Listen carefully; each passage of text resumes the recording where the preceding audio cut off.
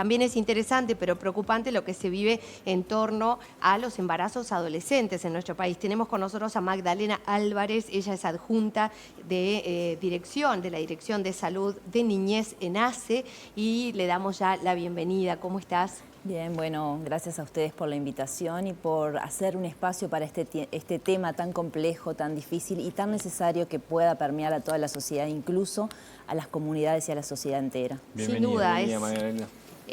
Son temas que nos interpelan también como sociedad.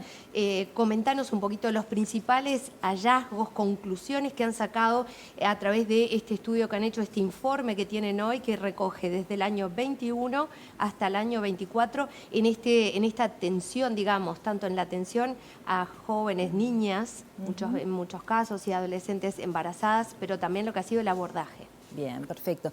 Bueno, hace en realidad, anteriormente a esta estrategia de notificación que surge, como ustedes bien mencionan, en el 2021, viene trabajando en algunas otras estrategias que hacen al embarazo adolescente como política pública.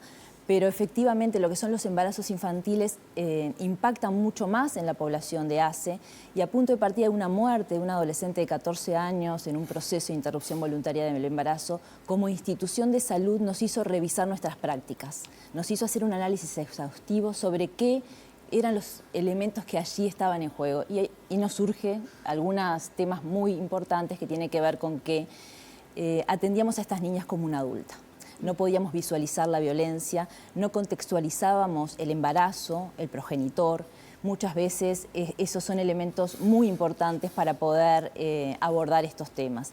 Por lo tanto, se genera esta estrategia que cumple como la función de, primero que nada, visualizar el tema, hacer un stop en la intervención para poder pensar en profundidad, reconceptualizar lo que son los embarazos infantiles de los embarazos adolescentes, que tienen diferencias claras, pero que hasta el momento no contábamos con información cierta, porque las investigaciones nacionales en este número de embarazos adolescentes, los embarazos infantiles, no se lograban visualizar en profundidad. Entonces, esta estrategia, que ya recoge 3 años de trabajo en ACE, permite, por un lado, generar orientaciones a los equipos de salud, por lo tanto tiene una visión muy centrada en una mirada interna a la institución de salud para poder ver qué es lo que estamos haciendo, poner un termómetro y poder empezar a trabajar sobre mejoras en la calidad y en los servicios de salud. Y por otro lado, esto que decimos de poder caracterizar a estas niñas, que era información que no teníamos, y para gestionar cualquier problema de salud sin información es muy difícil hacerlo en forma correcta. Claro. Bien, o sea, ahí tenemos un foco, digamos, que había que hacer, y había un pendiente increíble, de alguna forma, pensar que está pendiente cuando en realidad quizá individualmente cada profesional intentaba. Está bueno que se haya hecho como una forma de abordaje general. Y acá hay algún hallazgo de datos que son tremendos, Creo ¿no? que uno de los más fuertes, Ro, no sé si coincidimos todos, pero es que prácticamente 4 de cada 10, sí, 39% está en algún proceso judicial por distintas causas no excluyentes, y además estamos hablando de que el 39% de esos embarazos son por abuso sexual. Exactamente. De los infantiles estoy hablando. Comentanos cómo han sido estos. Este es un dato tremendo también, que ustedes han atendido 190 niñas menores de 15 años embarazadas en ese periodo.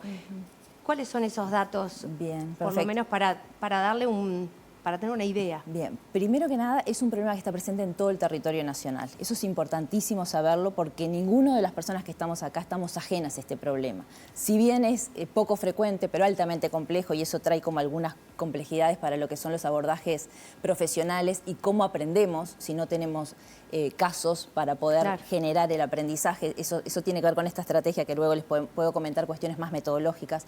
Pero sobre estos aspectos que ustedes hacen referencia sobre datos, ahí tenemos, es realmente muy doloroso, porque lo que nos muestra es precisamente que nada empieza con el embarazo.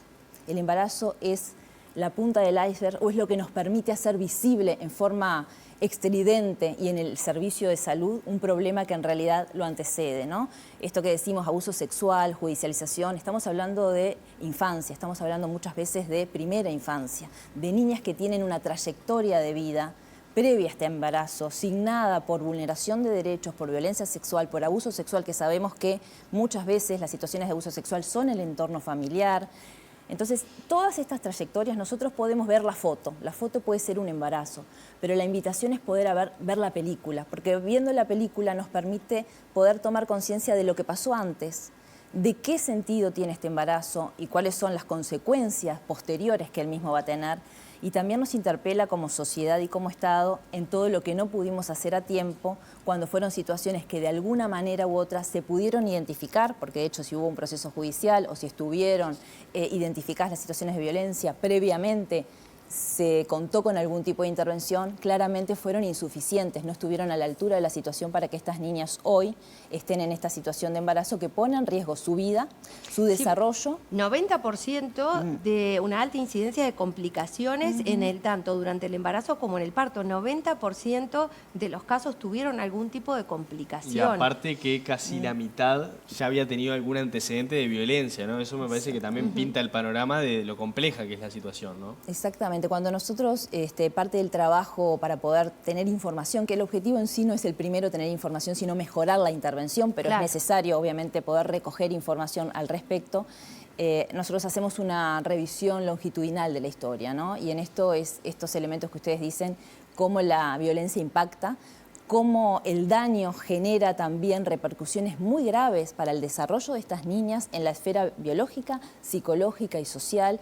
Y muchas veces como sociedad lo que hacemos es las miramos a ellas desde el foco de juzgarlas y de responsabilizarlas por la situación en la que viven, mientras que en realidad eso sabemos que no es así y cada uno de nosotros también somos responsables del cuidado como sociedad y como comunidad y como actores de la sociedad y del Estado que se puedan generar las condiciones necesarias para un desarrollo pleno y eso no es posible y no es posible tampoco cuando acontece un embarazo que las pone en mayor riesgo. La adolescencia y la infancia no son momentos de la vida donde los sujetos suelen tener problemas graves de salud. No, Sin claro. embargo, sí. Y además pensaba mientras usted hablaba que también estos protocolos sirven para advertir de situaciones que tal vez no fueron denunciadas, porque muchas veces capaz que llega a pedir asistencia una menor o una adolescente que fue abusada sexualmente, pero capaz que por algún motivo no se animó a contarlo o no lo dijo.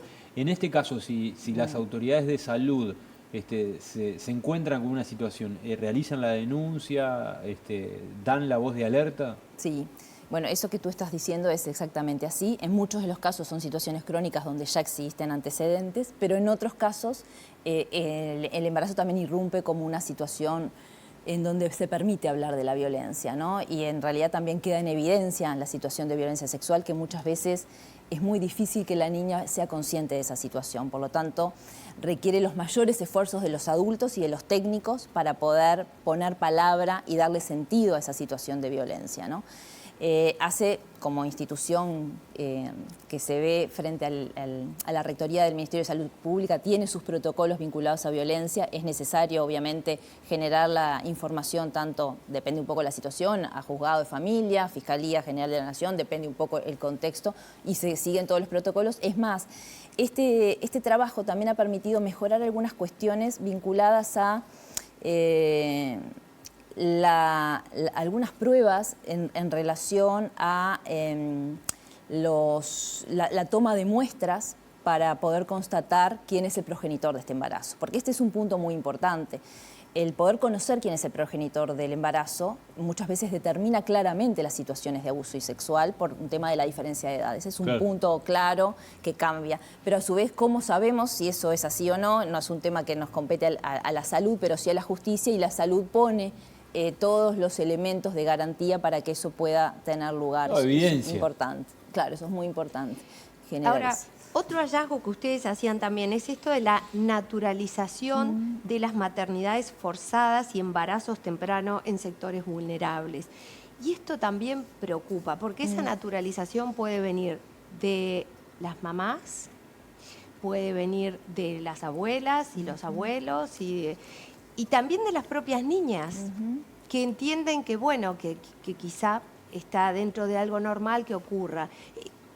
¿Qué incidencia tiene esto? ¿Cómo lo vivieron? Porque es difícil entender que se naturalice, pero también por otra parte uno dice, bueno, según el contexto puede haber tantas realidades.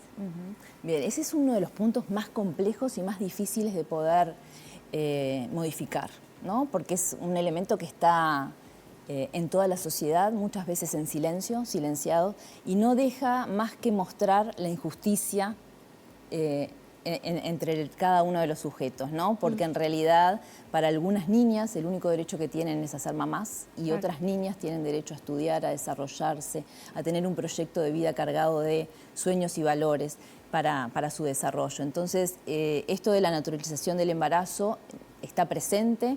Muchas veces hay aspectos que hacen a lo intergeneracional, ¿no? Entonces eso a veces es más complejo de poder visualizar las situaciones de violencia. Nosotros sabemos que pasadas las situaciones de abuso sexual en la infancia son huellas que quedan para la vida adulta, y la posibilidad de resignificar esos embarazos forzados o maternidades forzadas muchas veces viene después, viene mucho después el poder hacer consciente de que eso ha ocurrido. Por lo tanto, es una gran responsabilidad poder trabajar en no naturalizar estos embarazos, precisamente, no posicionar a la niña como que está tomando una decisión cuando en realidad no tiene ninguna posibilidad de decidir nada de su vida, y esto es simplemente como un destino, y eso es muy grave porque vulnera sus derechos, lo que antecedió, pero también vulnera todas sus posibilidades de desarrollo. Estas niñas están en el sistema educativo, por lo tanto el derecho a la educación está presente.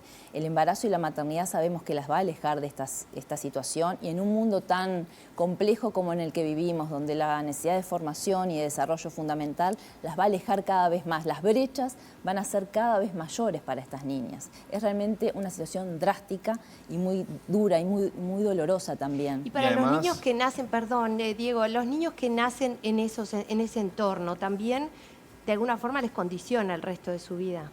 Sí, ahí ese sería como un gran desafío para poder profundizar un poco más. Tenemos sí algunos datos, pensando un poco en lo que tiene que ver con la prematurez, que sabemos que van a tener consecuencias para lo que es su desarrollo, el contexto también del embarazo como ser producto de situaciones de violencia, toda la exigibilidad que se le deposita a una niña, que fíjense en que tuvo quizás una cesárea, que este embarazo fue producto de violencia, que se haga cargo de un recién nacido prematuro, ¿no? Con todo lo que supone de cuidados. Entonces ahí se empieza a generar toda una situación de extrema complejidad, y sin duda que hay consecuencias importantes, y en el extremo está la muerte. Tienen mucho mayor riesgo de muerte, tanto en lo que tiene que ver con los embarazos infantiles como en lo que son los recién nacidos de estas mamás. Sí, es muy duro y muy complejo. Yo insisto en este dato que me parece que es uno de los que, más allá de que no deja de ser un dato y que la realidad es mucho más compleja de lo que vemos en los números, me parece que puede marcar bastante e impactar, que es este de que prácticamente 4 de cada 10 embarazos infantiles son por abuso sexual.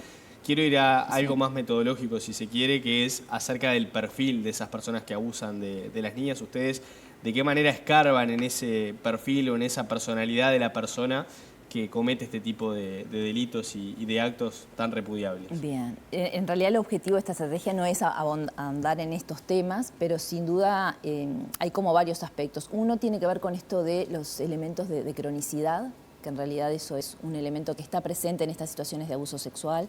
Nosotros hablamos de que casi el 61% de estos casos en realidad no podemos descartar abuso sexual. Esto lo traigo porque si bien tenemos un número que es este que tú mencionás, que es el que efectivamente se identificó, después hay un número que no logramos precisarlo, pero que muchas veces tiene que ver con este tiempo posterior de poder decir quién fue el perpetrador de esta violencia. Y eso tiene que ver a veces hasta con pactos de silencio, con amenazas, con ser el proveedor de situaciones económicas. Sabemos que esto también, podríamos decir que hay un grupo de estas situaciones que están vinculadas a abuso sexual intrafamiliar, y otra también tiene que ver con situaciones de explotación sexual, que estamos hablando de otras características mucho más complejas también en lo que tiene que ver con estas redes de circuitos de explotación.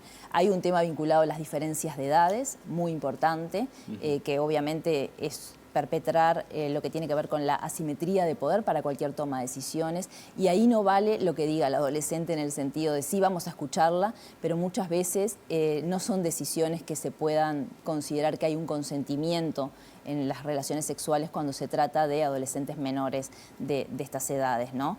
Seguramente mucha violencia psicológica también en el medio, ¿no? Exactamente, mucha dependencia, mucho pacto de silencio, eso es así, que está presente. Y esto de la cronicidad y las relaciones en el sentido de quién espero que me cuida, que me cuide, que me proteja, es quien abusa de mí. Eso es algo, es como quien los expertos dicen, es un balazo para el aparato psíquico, porque hay una cuestión de lo que no es posible, esto no podría ser así, pero sin embargo es, y poder considerar, por eso también es muy difícil que las adolescentes se puedan visualizar como víctimas. Es muy fuerte esto que estás contando.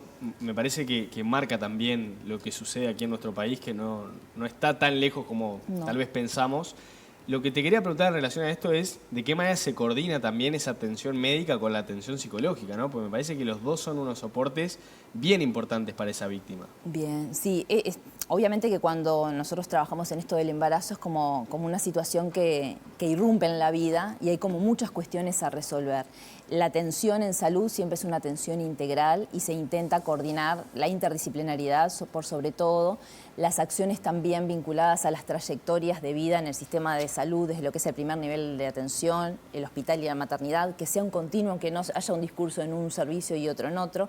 Y en esto de la reparación del daño, que quizás sea como un aspecto en el que tú estás entrando, hay muchísimo para trabajar, el CIPIAP tiene modelos y experiencias, pero creo que ese es un enorme desafío en el cual no solamente es necesario visualizarlo como un problema, sino generar los mejores dispositivos de reparación para estas niñas, porque efectivamente cuando trabajamos con mujeres adultas que fueron víctimas de abuso sexual en la infancia, entendemos que las situaciones muchas veces siguen presentes y eso es algo muy grave y que en el cual tenemos que poder trabajar. Y desde toda la sociedad, ¿no? Porque no solamente psicólogos, sino también los educadores, cómo reparamos estos cuerpos dañados, ¿no? Claro. Estas psiquis dañadas. Tremendo. Toda esta información queda, por supuesto, a disposición. Ahora viene un próximo gobierno, será muy importante darle continuidad. Es interesante pensar en los perfiles que tiene el próximo Ministerio de Salud Pública, una ministra pediatra que ya ha tenido un fuerte impulso en todo el tema niñez y también el viceministro ginecólogo, ¿verdad? Sí. En donde son dos perfiles que sin duda entendemos que esa línea va a seguir. Magdalena Álvarez, gracias por estos minutos. Ha sido muy amable este año con nosotros. Le deseamos un buen término de 2024 y un gran 2025. La seguimos en cualquier momento. Bueno, muchas gracias a ustedes.